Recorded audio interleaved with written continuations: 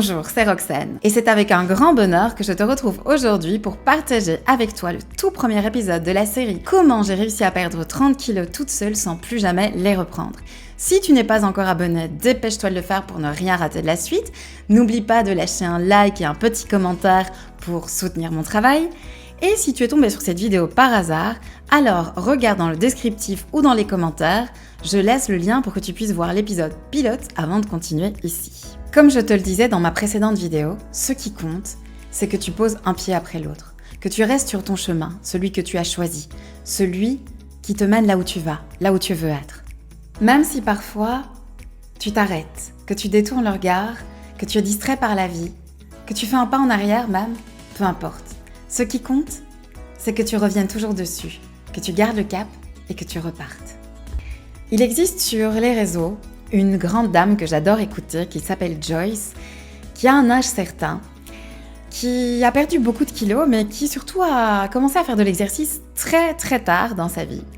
C'est une dame qui a vu sa vie changer radicalement à bien des égards grâce à un virage admirable qu'elle a décidé d'effectuer. Et bien cette dame, elle répète très très souvent une phrase que j'adore me répéter moi aussi depuis, qui dit ceci: « Je ne suis pas encore là où je voudrais être, mais Dieu merci, je ne suis plus là où j'étais. » Alors pour appliquer moi-même les conseils que je te donne, sans quoi je n'aurais absolument aucune consistance, je n'ai pas attendu d'arriver au bout de mon chemin et en ce qui concerne cette série de vidéos, au bout de ma perte de poids, pour décider de partager mon histoire avec toi.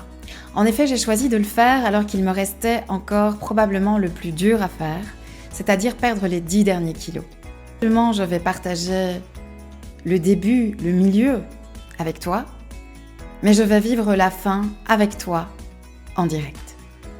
Mon histoire commence en 2011. J'ai 33 ans à l'époque et j'en suis arrivée à peser 40 kilos de trop. En effet, je mesure 1,57 m et je pesais à ce moment-là 93 kilos. Au début, plusieurs années auparavant, je pesais 54 kilos. J'avais entendu qu'il fallait peser normalement 10 kilos de moins que sa taille. J'étais donc obsédée par l'idée et j'avais décidé coûte que coûte de perdre 7 kilos. Et c'est là que j'ai commis la plus grosse erreur de ma vie. J'ai commencé à faire régime. Ah, mon régime a bien marché, très très bien. J'ai même perdu 10 kilos. Oui, mais pour en reprendre 13 2 ans plus tard. En fait, quand je n'ai plus réussi à me contenter d'une pomme et d'un yaourt dans la matinée, d'un plat de légumes ou d'un bouillon avec des nouilles le soir quand j'avais trop faim, eh bien j'ai craqué. Et quand j'ai craqué, j'ai commencé à faire des boulimies de tout ce dont je m'étais privée jusque-là. Alors forcément, j'ai tout repris, avec un supplément. Puis j'ai fini par me regarder. Je me suis rendu compte, je me suis pesée et j'étais dégoûtée de moi-même. Alors j'ai décidé de recommencer un nouveau régime, qui celui-là fonctionnerait, c'est sûr, bien mieux que le précédent. Et ça a marché. J'ai perdu 11 kilos en à peine 4 mois. Oui. Pour en reprendre 9 l'année qui a suivi. Bref, tu connais la suite. C'est ce qu'on appelle l'effet yo-yo. Alors bien évidemment, tout ça, ça fluctuait en fonction de ma vie.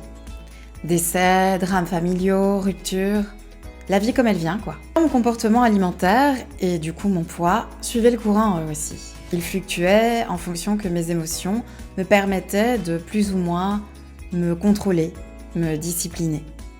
Bref, bilan après autant d'années successives de crises, tantôt d'anorexie, tantôt de boulimie, eh bien je me suis retrouvée avec non plus 7, mais 40 kilos de trop pour mon pauvre petit corps en souffrance. Et je ne vous parle même pas des dégâts que ça a eu sur mon moral ou sur mon estime de moi. Après plusieurs batailles manifestement infructueuses et dévastatrices tant au niveau moral que physique, j'ai abandonné. J'ai décidé de quitter le ring, de raccrocher les gants, j'ai abdiqué et accepté mon impuissance en fait. C'est vraiment ça, c'est l'impuissance apprise. Vous savez, c'est comme dans ces expériences qu'on a faites sur les animaux il y a longtemps. Par exemple, celle du petit poisson, je trouve que c'est la moins horrible de toutes. Ce petit poisson qu'on plonge dans un aquarium et qui se balade, jusqu'à ce qu'on vienne placer une vitre qui sépare son espace en 2 moitiés. Et donc ce petit poisson, il va comme à son habitude tenter sa balade, sauf qu'il va se prendre bien évidemment cette vitre de face Et il va se la prendre une fois, 2 fois, 3 fois, plusieurs fois, jusqu'à ce qu'en fait, il comprenne, qu'il apprenne qu'il est incapable de se rendre de l'autre côté de l'aquarium et que chaque tentative le blesse davantage. Il est intelligent, ce petit poisson, et il va arrêter, évidemment, d'essayer de passer de l'autre côté. Sauf que ce qui est absolument horrible dans cette histoire, c'est qu'on va finir par retirer cette vitre et que le petit poisson, alors qu'il le pourrait, ne va plus jamais essayer de passer de l'autre côté. Eh bien moi, je me sentais comme ce petit poisson. C'était comme si j'étais au pays des gros et que j'avais appris que jamais, jamais, je ne pourrais devenir mince. Et donc j'avais décidé d'arrêter d'essayer de le devenir. Et là, bien évidemment, j'ai arrêté de maigrir. Mais surtout, et c'est ça le plus important, j'ai arrêté de grossir. J'ai décidé de lâcher prise.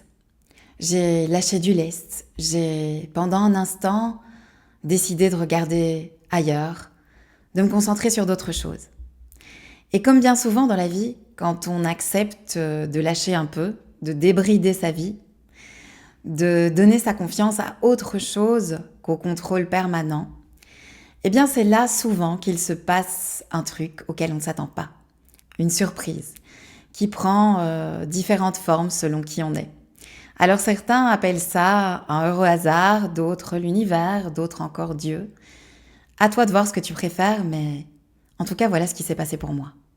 On est donc en 2011, et plus précisément en Espagne. C'est l'été, j'ai 33 ans, j'en suis arrivée à peser 40 kilos de trop, avec tous les désagréments que cela comporte quand il fait presque 40 degrés à l'ombre. J'ai chaud, très chaud. Je transpire beaucoup, je dors mal, je respire mal parfois.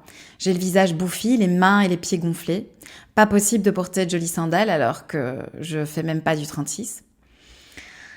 Me mettre en short, même pas en rêve, et me mettre en maillot sur la plage, c'est une véritable séance de torture psychologique que je m'inflige à moi-même en comparant à toutes les femmes qui passent et en m'imaginant à quel point mon compagnon et mes enfants ont honte de moi. Alors évidemment, partout autour, les gens boivent et mangent toute la journée, comme toujours, en bord de mer, en plein été. Et moi, j'ai envie de tout, ça sent bon, même si au fond de moi, une petite voix me dit « mais non, tu ne peux pas, tu ne peux pas, tu ne peux pas ». Et moi, je me dis « mais ça me fait tellement bien quand je mange, au moins, je me sens heureuse à ce moment-là ». Et puis un soir, durant la promenade de fin du jour, au détour d'une ruelle, sur le coin, une librairie. Alors je suis mon fils qui se jette littéralement sur les albums jeunesse de cette librairie, vu qu'il a 7 ans à l'époque et qu'il est déjà un très très grand amoureux des livres. Et moi-même je suis attirée par un bouquin qui se trouve sur le coin d'une étagère, bouquin dont la couverture aurait plutôt tôt fait de me rebuter puisqu'elle est blanche avec un énorme ruban jaune dessus, mais qui m'attire à cause du prénom qui est écrit en grand, très grand, sur la couverture, qui est celui de mon fils, Gabriel, qui se révèle plus tard être en fait le nom de famille de l'auteur. Et alors que je m'étais juré de ne plus jamais m'attarder ni sur un livre, ni sur une revue, ni sur quoi que ce soit qui parlerait de perte de poids miraculeuse, eh bien, j'attrape ce livre, qui est d'ailleurs toujours en ma possession, je vous le montre ici. Donc il est d'apparence plutôt simple, léger, et tout comme son prix d'ailleurs, puisqu'il m'a coûté à l'époque 14 €. Alors vous voyez qu'il est en espagnol. Je suis absolument désolée jusque-là de n'avoir trouvé une version française. Si elle existe, vous pouvez le poster en commentaire parce que moi personnellement je ne l'ai pas trouvé. Il existe en anglais et dans bien d'autres langues, comme c'est écrit à l'américaine, c'est-à-dire assez simplement. Vous avez un anglais basique, vous êtes tout à fait capable d'en prendre connaissance et je vous conseille donc ce livre. En fait, s'appelle La méthode Gabriel par l'auteur John Gabriel. Et donc sur cette couverture, il est écrit « Transforme ton corps sans faire régime ». Donc ça me fait sourire d'abord. Et puis un peu plus bas, il est mis brillant et en même temps sensible, simple et sensé. Et c'est écrit par la doctoresse Nancy Sudek de l'Association médicale holistique américaine. Je passe alors à la 4e de couverture, ma petite traduction que j'ai déjà faite sur mon ordinateur. Un point de vue radicalement nouveau, scientifique, très didactique pour perdre du poids sans régime et sans compter les calories, Décidé à mettre fin à son obésité morbide, John Gabriel, qui a mené à bien des études de biochimie et de nutrition, a fini par découvrir ce qui constitue les prémices de sa méthode, un corps grossi quand il considère que c'est ce qu'il y a de mieux pour nous. Pour cette raison, le meilleur système pour maigrir, dit l'auteur, ne passe pas par la privation et l'effort, sinon par la compréhension de la logique interne de notre organisme. Et au travail sur celle-ci. En fait, il s'agit d'obtenir du corps qu'il désire être mince. La méthode Gabriel propose de simples techniques qui cherchent non pas tant à perdre du poids comme à inverser les facteurs qui déclenchent le programme d'obésité dans le métabolisme. Manque de nutriments essentiels, stress, surpoids émotionnel et même un besoin non satisfait. Un programme complet et infaillible, capable non seulement de transformer ton corps, mais aussi tous les aspects de ta vie. Ça donne envie, hein. Et alors que je m'étais dit que plus jamais je n'achèterais de livres ou de revues ou quoi que ce soit qui parle de perte de poids miraculeuse, je l'ai immédiatement acheté. Et ça a été pour moi le début de ma nouvelle vie. Il est évident que je te recommande d'acheter ce bouquin si tu le trouves dans une langue qui t'est accessible, parce que c'est important de soutenir cet auteur qui a partagé son histoire et qui a permis à des tas de gens de maigrir durablement.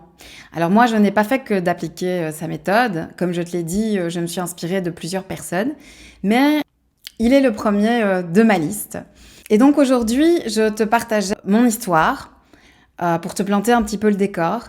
Et dans ma prochaine vidéo, on va passer vraiment au côté pratique, puisque je vais vraiment t'expliquer tous les actes que j'ai posés dès le départ et qui m'ont permis de déclencher cette grosse perte de poids durable. Si ce n'est pas encore déjà fait, dépêche-toi de t'abonner, de liker et de me laisser un petit pouce en commentaire ou ce que tu voudras pour soutenir mon travail, parce que les choses sérieuses commencent maintenant.